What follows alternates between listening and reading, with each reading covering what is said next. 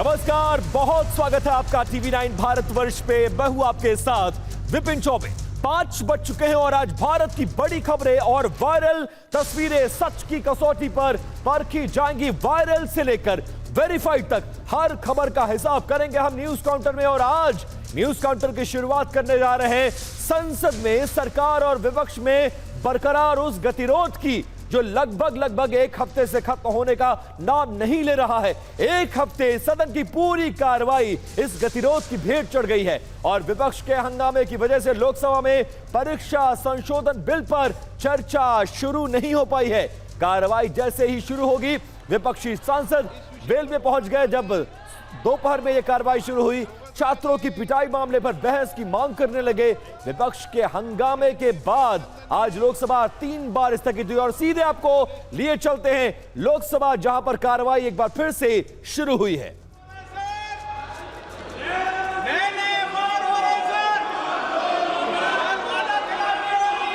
बैठा दीजिए sir.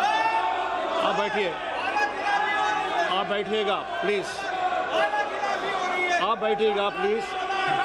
No, please sit down, please sit down. We have a very important business. No. In the morning sessions, Honorable Speaker has mentioned about the bill, or the NEET bill. We are going to discuss a very important matter now. No, please sit down. Let us start the business. Let us start the discussion. This is a very important bill. No, you all know we are all waiting for this bill. Are you not waiting for this bill? We are waiting for this bill. Let us have a discussion on this bill.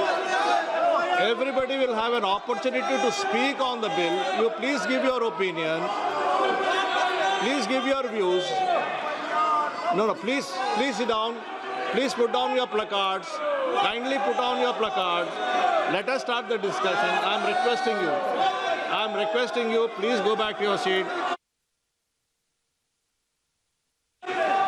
आज सरकार ने लोकसभा में public examination prevention of unfair means amendment bill 2026 को पेश किया। सरकार के साथ आए हैं और अपोजिशन के भी कई मेंबर्स ने अमेंडमेंट दिए हैं, वो भी तैयारी करके आए हैं।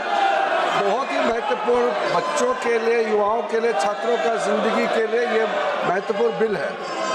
सब बोलने वाले वक्ता भी तैयार हैं, फिर भी जानबूझ करके कांग्रेस पार्टी और उसके कुछ साथी जानबूझ करके आज इतना महत्वपूर्ण बिल पे चर्चा होने नहीं दे रहे हैं। मैं बहुत दुखी मन के साथ कह रहा हूँ। पहले दिन तो वो कह रहे थे कि चर्चा करना चाहिए, एग्जाम का मामला है, बच्चों का मामला है। अब जब चर्चा करने के लिए इतना महत्वपूर्ण बिल लेकर के जब आया है, टाइम भी दे चुके हैं 6 घंटे स्पीकर साहब ने, और टाइम देंगे, आप चाहते तो और टाइम देंगे, फिर भी ये कर रहे हैं। ये अच्छा नहीं लग रहे हैं। मैं कांग्रेस के साथियों को कहना चाहता हूँ, ऐसा काम मत कीजिए। ये आपका जो इमेज है बहुत गिर चुका है और बहुत बदनाम होने वाला काम मत कीजिए। पूरा पार्टी एकजुट होकर के हमारे युवाओं का, छात्रों का जिंदगी को ठीक करने के लिए महत्वपूर्ण बिल पे सब हिस्सा लेना चाहिए। मैं फिर से अपील करना चाहता हूँ आपके माध्यम से। Thank you sir. माननीय सदन, ये हम बहुत दिन से हम वेट कर रहे हैं इस बिल के लिए। ये युवाओं के भविष्य के लिए है, हमारे देश के युवा के भविष्य के लिए है। आपने भी पूछा चर्चा के लिए, आपने भी पूछा है। जब सरकार तैयार होके आए हैं चर्चा करने के लिए, बिल आपको एडवांस में सर्कुलेट भी हुआ, बिल का कॉपी एडवांस में आपको सर्कुलेट भी हुआ। हम जानते हैं आप में से कई ऑनरेबल मेंबर्स प्रिपेयर करके आए हैं, डिस्कस करने के लिए प्रिपेयर करने आए हैं। आप नहीं चाहते हैं, आप इस सब्जेक्ट पे चर्चा नहीं चाहते हैं, आप चर्चा नहीं चाहते, चर्चा करना नहीं चाहते हैं। आप इस देश के युवा के भविष्य के लिए चर्चा नहीं करना चाहते हैं, आप नीट के ऊपर चर्चा नहीं करना चाहते हैं, आप इसी तरह हल्ला करना चाहते हैं। हमारे देश के युवाओं के बारे में आप सोचना नहीं चाहते हैं, उनके बारे में चर्चा नहीं करना चाहते हैं। यदि आपको आज चर्चा नहीं करना चाहते हैं, आज अगर आप चर्चा नहीं करना चाहते हैं हमारे देश के युवा के भविष्य के बारे में मैं सभा की कार्यवाही कल मंगलवार दिनांक 28 जुलाई 2026 को पुनः 11 बजे तक के लिए स्थगित की जाती है। तो विपक्ष के हंगामे के चलते एक बार फिर से लोकसभा की कार्रवाई को स्थगित किया गया है। कल सुबह 11 बजे तक के लिए सदन की कार्रवाई को स्थगित किया गया। लगातार चेयर पे बैठे स्पीकर ने यह कोशिश की कि विपक्ष इस बिल पर चर्चा करने के लिए आए। इसके अलावा मिनिस्टर किरण रिजिजू भी अपील करते नजर आए कि 6 घंटे का समय दिया जा रहा है चर्चा के लिए। विपक्ष यही चाहता था, हम चर्चा के लिए तैयार हैं, लेकिन विपक्ष के हंगामे के चलते गतिरोध लोकसभा में बरकरार है और उसी गतिरोध के चलते आज फिर से सदन की कार्रवाई को कल तक के लिए, कल सुबह 11 बजे तक के लिए स्थगित करना पड़ा है। मोस्ट अवेटेड बिल इसको कहा जा रहा था। प्रधानमंत्री की पहल पे सरकार लगातार 2024 में पेश हुए बिल में अमेंडमेंट लेकर आई और इस अमेंडमेंट बिल को आज कैबिनेट से पास हुए मसौदे के बाद लोकसभा में पेश किया और इस पर विपक्ष को, सत्ता पक्ष को चर्चा के लिए आमंत्रित किया गया। लेकिन विपक्ष तमाम दूसरे मुद्दों को लेकर, पैलेट गन को लेकर, बिहार में AK-47 की कार्रवाई को लेकर, तमाम लाठीचार्ज को लेकर सदन में गृह मंत्री से चर्चा और जवाब की मांग कर रहा है और इसी मुद्दे पर लगातार गतिरोध बना हुआ है।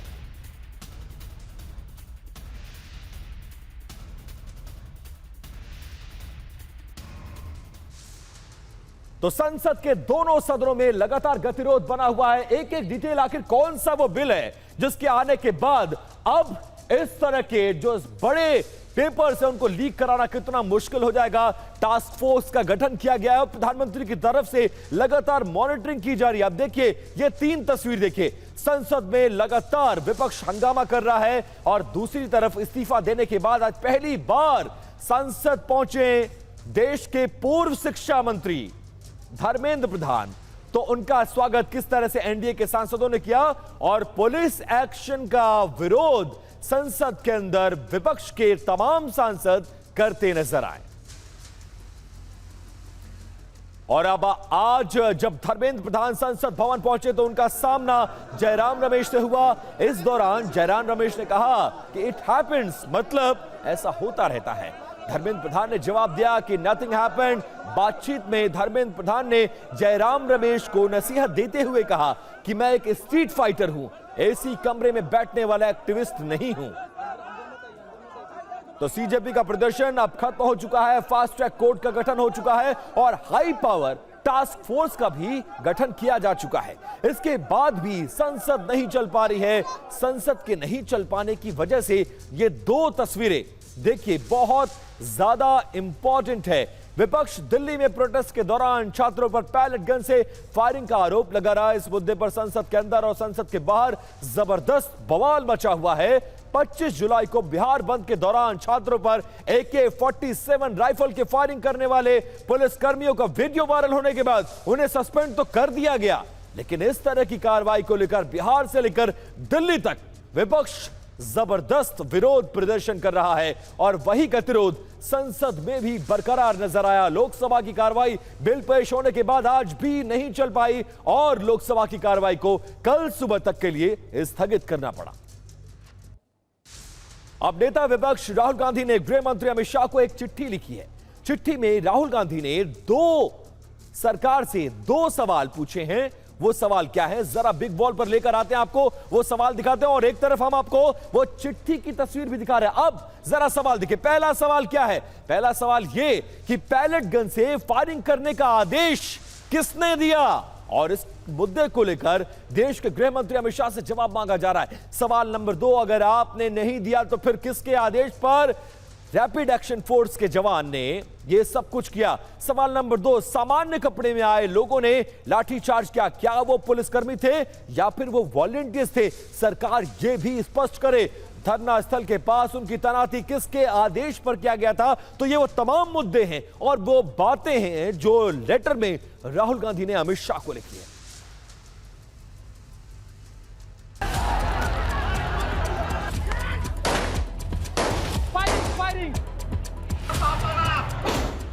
AK-47 are these terrorists? What is wrong with these people?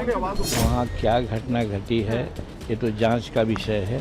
रही बात विरोधी दल के लोग जो बात करते हैं उन सभी बातों पर विश्वास नहीं करना चाहिए। भारतीय जनता पार्टी के शासन में हम देख ही रहे हैं कि कैसे युवाओं पे भी अत्याचार नहीं रुक रहा है और जहां पैलेट्स जलाई गई बच्चों में दिल्ली में और आप जैसे बता रहे हैं कि बिहार में AK-47 का प्रयोग है तो ये बहुत ही निंदनीय घटना है। आई थिंक इन्होंने ये मन बना लिया है कि जब तक इनको कुर्सी नहीं मिलती ये संसद चलने नहीं देंगे।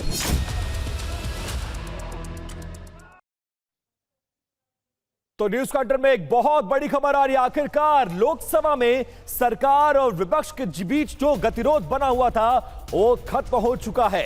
ये बहुत बड़ी खबर। कल पेपर लीक पर विपक्ष चर्चा को आखिरकार राजी हो गया है। जो तमाम मुद्दे थे उसको लेकर लोकसभा में गतिरोध बना हुआ था, लेकिन खबर अब यह आ रही है कि सरकार और विपक्ष में बातचीत हुई है।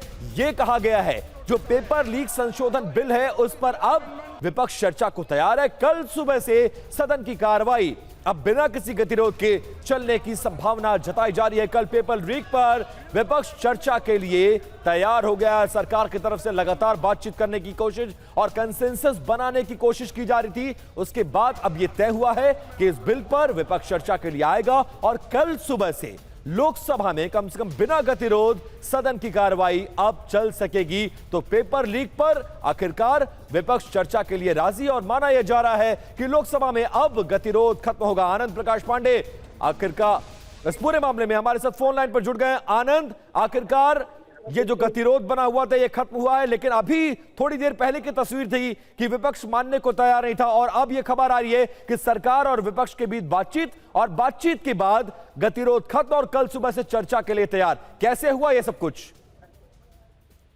जी देखिए, आज की जो कार्रवाई है उसमें हंगामा होता रहा, लेकिन आज जो लोकसभा स्पीकर ने सभी विपक्षी दलों के नेताओं से एक एक करके बात की और उनको समझाने की कोशिश की कि लगातार जो आपने पिछला एक हफ्ता जो आपके हंगामे के चलते लोकसभा चल नहीं पाई और ऐसे में जब सरकार ने मांगे मान ली है, शिक्षा मंत्री का इस्तीफा हो गया, तो ऐसे में बाहर गलत मैसेज जा रहा है।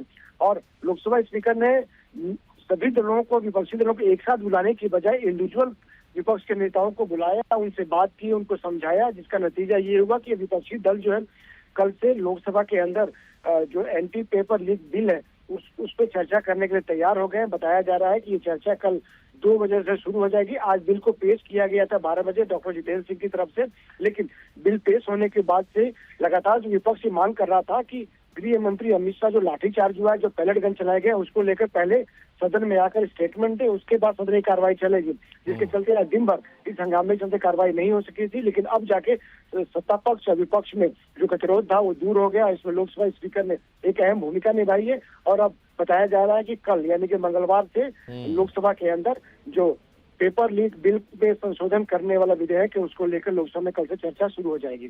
ठीक है, बहुत शुक्रिया आनंद इस जानकारी के लिए। आखिरकार स्पीकर को इंटरवीन करना पड़ा, विपक्ष के तमाम नेताओं से बातचीत की गई, कन्विंस किया गया और अब जो एंटी पेपर लीक बिल है जिसको पेश किया गया था लोकसभा में उस पर कल सुबह से विपक्ष चर्चा के लिए तैयार हो गया है। और संसद की कार्रवाई भले ही बार बार स्थगित हो रही है, लेकिन पीएम मोदी फुल एक्शन में है। नीट पेपर लीक की सुनवाई के लिए फास्ट ट्रैक कोर्ट के गठन के बाद पीएम मोदी ने एक और बड़ा फैसला किया है। पीएम मोदी ने हाई पावर टास्क फोर्स का गठन कर दिया है। परीक्षा सुधार के लिए बनी इस टीम में 6 मेंबर्स हैं, जिसमें इंफोसिस के को फाउंडर नंदन नीलकणी इसके अध्यक्ष होंगे, जबकि पीएम मोदी ने कल एक वीडियो मैसेज जारी कर इसकी जानकारी दी थी। पिछले 4 दिनों में पीएम मोदी का इंस्टाग्राम पर यह तीसरा वीडियो मैसेज था। पीएम ने कहा कि स्टूडेंट के लिए, भविष्य के लिए सरकार लगातार कदम उठा रही है। जिन लोगों ने स्टूडेंट के भविष्य के साथ खिलवाड़ किया है वो जेलों में सड़ रहे हैं। पीएम ने यह भी मेंशन किया कि हमने फास्ट ट्रैक कोर्ट बना दिया है, हम संसद में कठोर सजा के प्रावधान वाला बिल ला रहे हैं और हमें भविष्य के बारे में भी सोचना है। तो हाई पावर टास्क फोर्स में कौन कौन से लोग शामिल हैं, उनका पास क्या रहा है, उनका सिलेक्शन क्यों किया, उनके बारे में एक एक डिटेल्स हम आपको बताने जा रहे हैं। देखिए, हाई पावर टास्क फोर्स कौन कौन से लोग इसमें शामिल हैं। सबसे पहले जो इस टास्क फोर्स का चेहरा है वो है नंदन नीलकणी, जिसको आप इस वक्त स्क्रीन पर देख रहे हैं। टेक्नोलॉजी के एक्सपर्ट माने जाते हैं, इन्फोसिस के सह संस्थापक हैं और पूर्व चेयरमैन हैं UIDAI, यानी जो भारत में आधार कार्ड आप इस वक्त इस्तेमाल कर रहे हैं उसकी रूपरेखा तैयार करने वाले, उसकी शुरुआत करने वाले नंदन नीलकड़ी ही बताए जाते हैं। और इसके अलावा दूसरा चेहरा डॉक्टर एस सोमनाथ, जो कि इसरो के पूर्व अध्यक्ष रहे हैं, ये भी उस टास्क फोर्स का हिस्सा रहेंगे। तीसरा चेहरा तपन डेका है, जो कि आईबी के पूर्व डायरेक्टर हैं। चौथे चेहरे की बात कर लें तो वी कामकोटी, जो कि डायरेक्टर IIT मद्रास के रहे हैं। और इसके अलावा पांचवा चेहरा अनीता करवाल, शिक्षा मंत्रालय में पूर्व सचिव रह चुकी हैं। तो ये छठवां चेहरे की बात कर ले अमृत लाल मीणा, जो कि लॉजिस्टिक एक्सपर्ट हैं। तो ये छह चेहरे होंगे इस टास्क फोर्स में और ये तय करेंगे कि अब भविष्य में एक ऐसी रूपरेखा बनाई जाए, ऐसा पैटर्न बनाया जाए कि कोई भी परीक्षा लीक ना होने पाए।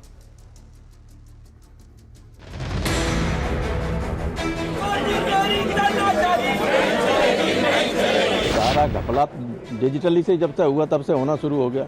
डिजिटल नहीं था तब से नहीं होता था। आपको लगता है इसका कोई फायदा नहीं हो पाएगा? कोई फायदा नहीं हो सकता। बहुत आसान है लीक करना, हैक करना।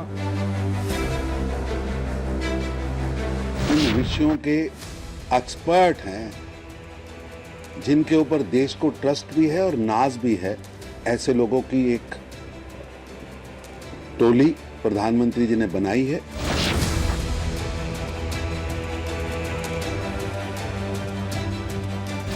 तो टास्क फोर्स बना तो ठीक है, लेकिन अभी भी जो अपोजिशन का मांग है पूरा नहीं हुआ।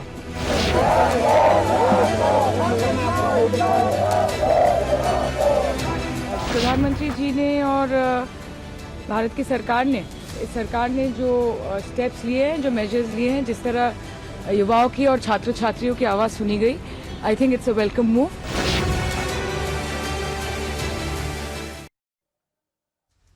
और 26 दिन के आमरण अनशन और अस्पताल में इलाज के बाद सोनम वांगचुक सोमवार को सबसे पहले डिस्चार्ज होने के बाद राजघाट पहुंचे और महात्मा गांधी को श्रद्धांजलि देने के बाद उन्होंने बड़ा संदेश दिया। वांगचुक ने कहा कि आज भी बापू का अहिंसा का रास्ता सबसे ज्यादा प्रासंगिक है। लोकतंत्र तभी मजबूत होता है जब सरकारें जनता की आवाज सुने और हर मुश्किल का हल बातचीत से निकाला जाए, जैसा कि छात्रों के मामले में हुआ है और सरकार ने छात्रों की बात को माना है। और सीधा आपको ले चलते हैं राज्यसभा, जहां किरण रिजिजू कुछ कह रहे हैं, उनको सुनवाते हैं आपको। बोलने के लिए हाथ जोड़ करके निवेदन कर रहा है और आप हाउस चलने नहीं देते हैं।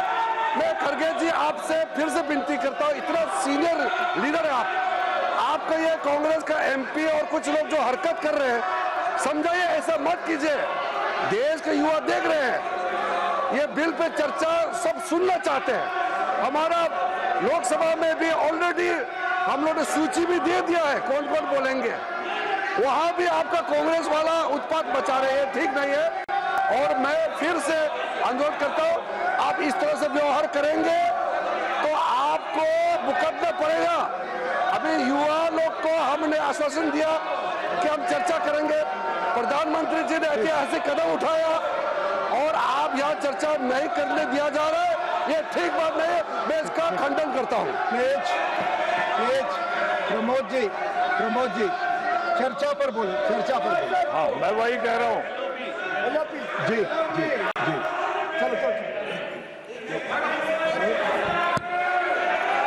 सर, हम चर्चा से डरने वाले नहीं हैं, चर्चा करने को तैयार हैं, लेकिन होम मिनिस्टर सदन में आके स्टेटमेंट करना चाहिए। यही बात और उन्होंने जो लाठी चार्ज बच्चों को जो मारा,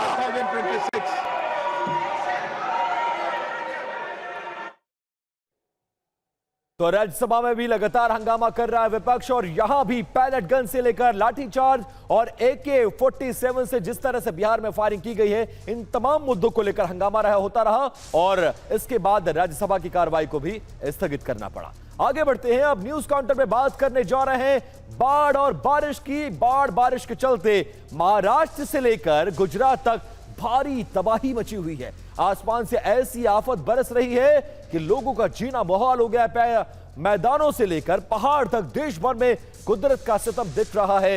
महाराष्ट्र हो या गुजरात या फिर इसका असर की बात करें तो शहर के शहर पानी पानी नजर आ रहे हैं। कहीं जल भराव है तो कहीं नदियां उफान पर है। अब गुजरात में बाढ़ से सबसे ज्यादा तबाही हो रही है। कई इलाकों में बेकाबू सैलाब से आफत आई हुई है। ऐसी तस्वीरें पाटन जिले के संतालपुर इलाके से आई हैं, जहां पर जल भराव के बीच एक ट्रक पलट गया। ड्राइवर ने ट्रक को सैलाब से निकालने की कोशिश की, लेकिन तभी ट्रक का संतुलन बिगड़ा और ट्रक पानी में पलट गया। तस्वीरें आपके सामने। इस हादसे में ड्राइवर को भी चोटें आई। तेज और लगातार हो रही बारिश से गुजरात का वलसाड़ बहुत ज्यादा प्रभावित और मुसीबत में नजर आ रहा है। बारिश ने वलसाड़ में कैसी तबाही मचाई है, इन तस्वीरों को देखिए। जहां तक नजर जाए वहां सिर्फ और सिर्फ पानी नजर आ रहा है और पूरे का पूरा वलसाड़ इस वक्त जलमग्न है। चारों तरफ पानी, कॉलोनीज हो, मैदानी इलाके हो या फिर खेतों का इलाका, हर तरफ पानी ही पानी। वलसाड़ में आए सैलाब में एक छोटा बच्चा फंस गया। सूचना मिलते ही इलाके के कुछ युवा मदद के लिए आ गया और घर के अंदर फंसे बच्चे को किसी तरह से इस बाढ़ के पानी से बाहर निकाला जा सका। अब हम आपको दो तस्वीरें दिखाने जा रहे हैं, जिसे देखेंगे तो और भी ज्यादा ये तस्वीरें आपको हैरान करेंगी। देखिए, अब गुजरात के अहमदाबाद की तस्वीर दिखाने जा रहे हैं आपको। बारिश के बाद शहर की रफ्तार थम गई है, जगह जगह जल भराव हो गया है और उसके बाद क्या हुआ सब कुछ आपके सामने है।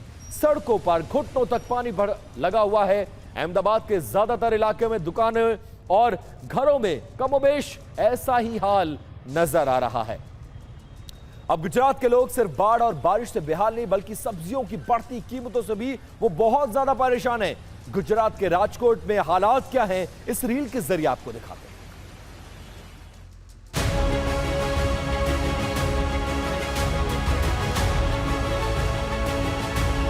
I think so in coming days also the vegetables are going to become more expensive, so we need to take care, and I think so then we should start eating little bit of pulses and all. 2-3 दिन में बारिश गिरा, वही वजह से आज याद में आधा सब्जी आया था और है ना 2 दिन के बाद खेड़ू बोल रहा है कि इससे भी कम आएगा। ज़्यादा बारिश आए तो इससे भी डबल हो जाएगा।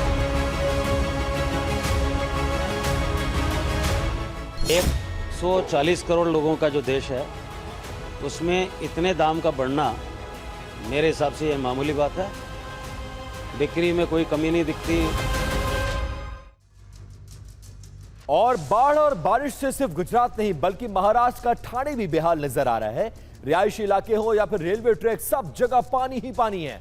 अब ये तस्वीर देखिए, ये हालात ठाणे का है। बाढ़ का पानी किस तरह से झरने की तरह बह रहा है। ठाणे के कई इलाके बाढ़ के पानी में पूरी तरह से डूब चुके हैं। मानसून में नदियां उफान पर है। नदियों ने ऐसा रौद्र रूप धारण किया है कि ठाणे के कई इलाके जलमग्न हो गए। ठाणे जिले के शाहपुर में एक दर्दनाक हादसे की भी खबर है। तेज बारिश की वजह से नदी में अचानक पानी का बहाव बढ़ गया, जिसमें नहाने गया युवक फंस गया और उसकी दर्दनाक मौत हो गई। अब बात आगे करते हैं असम की। असम में बाढ़ का कहर वहां पर भी देखा जा रहा है। लाखों लोग इससे प्रभावित हो रहे हैं।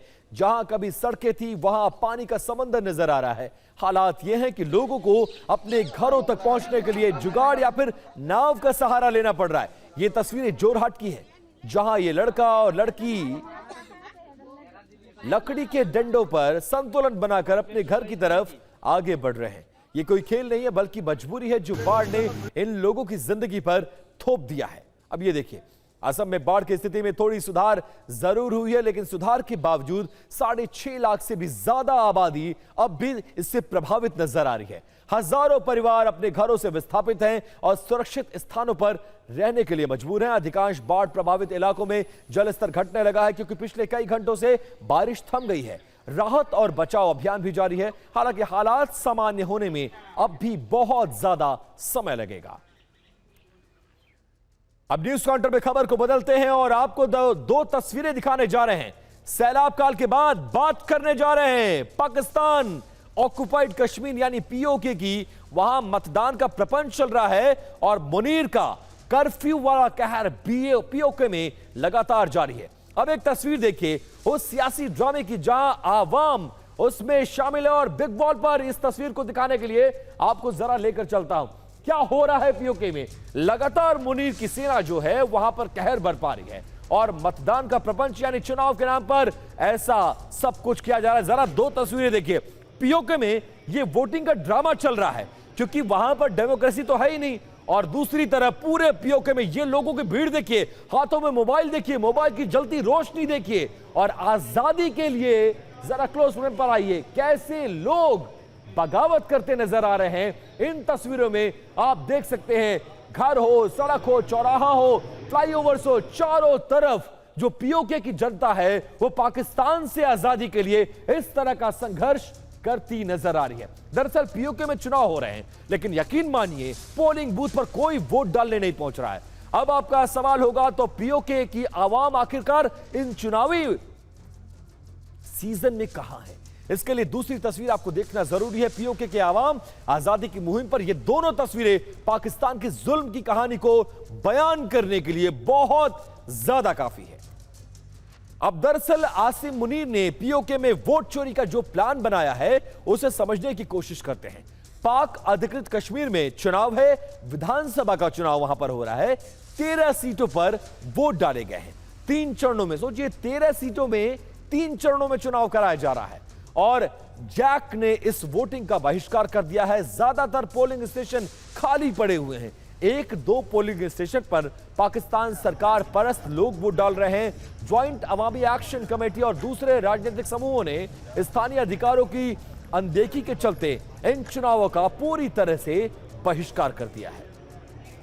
अब पीओके में मुनीर का वोट चोरी का प्लान क्या है जरा वो भी समझिए। पीओके में कुल सीटें हैं 53, जिसमें सामान्य सीटें 45। इनमें से 12 सीटें जो हैं वो शरणार्थियों वाली है और इसी 12 सीटों पर विवाद बढ़ा है।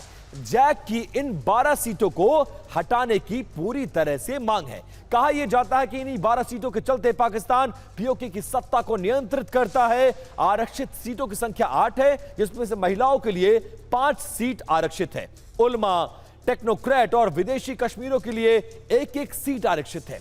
जैक की मांग को समझिए, मुजफ्फराबाद समझौता लागू करने की मांग की जा रही है। शरणार्थियों के लिए आरक्षित 12 सीट खत्म हो यह मांग की जा रही है। पीओके में बनने वाली बिजली सस्ती दर पे स्थानीय लोगों को मिले, सब्सिडी देकर लोगों को गेहूं और आटा मिलने लगे, यह भी मांग की जा रही है। मंत्रियों, विधायकों की जो विशेष सुविधाएं हैं उसको खत्म करने की मांग की जा रही है। स्थानीय निकायों को ज्यादा अधिकार दिए जाएं, यह भी इनकी मांग में शामिल है। और इन्हीं मांगों को लेकर पूरे पोलिंग स्टेशन जहां पर चुनाव हो रहे हैं वहां पर सन्नाटा पसरा हुआ है। अब पोलिंग स्टेशन का हाल पीओके के स्थानीय निवासियों के हवाले से और उनकी जुबानी जरा खुद सुनिए।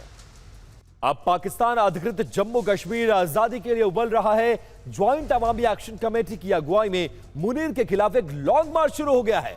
लोगों का हुजूम क्रांति के नारे लगाते हुए मुजफ्फराबाद की तरफ आगे बढ़ रहा है। लॉन्ग मार्च की शुरुआत मीरपुर से हुई है और विद्रोहियों की भीड़ मुजफ्फराबाद में हल्ला बोलने जा रही है। 26 जुलाई को शुरू हुआ और आज मुजफ्फराबाद में यह पूरा आंदोलन, यह पूरा मार्च खत्म होगा। इस मार्च का मकसद अलग अलग शहरों में चल रहे धरना प्रदर्शनों को एक साथ एकजुट कर उन्हें अपने क्षेत्र की राजधानी मुजफ्फराबाद की ओर मार्च में बदलना है। अब देखिए पीओके की सड़कों पर जो इंकलाबी सैलाब नजर आ रहा है उसमें मुनीर और उनकी सेना भयभीत नजर आ रही है। जनता का आक्रोश बहुत ज्यादा है। ऐसे में सवाल यह है कि पीओके में रहने वाली आम जनता की आवाज को कब तक दबाया जाएगा और यह पाकिस्तान की सरकार और हुकूमत ये कब तक करती रहेगी। अब जरा आपको समझाने की मैं कोशिश करता हूं कि पीओके में जो व्यवस्था है वो क्या है, कैसे चलती है वहां की व्यवस्था। 1974 से अलग अंतरिम संविधान वहां पर लागू और अपना प्रधानमंत्री और राष्ट्रपति, अलग विधानसभा, 5 सालों में चुनाव और बहुमत दल का नेता ही प्रधानमंत्री, ऐसी तमाम जो मांगे हैं वहां पर लागू हैं। पीएम के नेतृत्व में मंत्रिमंडल का गठन हो, अलग सुप्रीम कोर्ट और हाई कोर्ट की बात वहां पर है, लेकिन असली निमंत्रण पाकिस्तान का है। वहां पर रक्षा और विदेश नीति पाकिस्तान के ही पास है। करेंसी और बड़े फैसले पर पाकिस्तान सरकार का पूरा अधिकार है। पाकिस्तान के पीएम का राजनीतिक असर पूरा यहां पर देखा जाता है। बजट हो, विकास हो, नियुक्ति में पाकिस्तान की भूमिका बहुत ज्यादा रहती है। पीओके पाकिस्तान का अधिकारी प्रांत नहीं है, लेकिन उसके बावजूद शासन पूरी तरह से पाकिस्तान वहां पर करता है। पीओके की इस खबर के बाद न्यूज काउंटर में आज सिर्फ इतना ही। कल फिर इसी वक्त हमारा दिन भर की खबरों से होगा एनकाउंटर। तब तक देखते रहिए आप टीवी 9 भारतवर्ष।